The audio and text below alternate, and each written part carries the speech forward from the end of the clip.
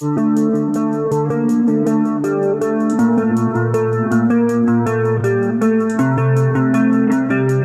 guys, and welcome back to my channel. Today, we're taking a look at the all-new 2024 Dacia Duster. This is the third generation of Dacia's popular SUV, and it's been completely redesigned from the ground up. Exterior. Let's start with the exterior. The new Duster has a much more modern and stylish look than its predecessor. The front end features a new grille with Y-shaped LED daytime running lights, and the headlights are now mounted higher up on the fenders. The sides are more sculpted, and the rear end has a new fastback design with LED taillights that also feature the Y pattern. Interior. The interior is just as impressive as the exterior. It's completely new and features a much higher quality feel than the old Duster. There's a new 10-inch touchscreen infotainment system, a fully digital gauge cluster, and a new multi-function steering wheel. The seats are also more comfortable, and there's more legroom in the back. The 2024 Duster is available with a variety of engines,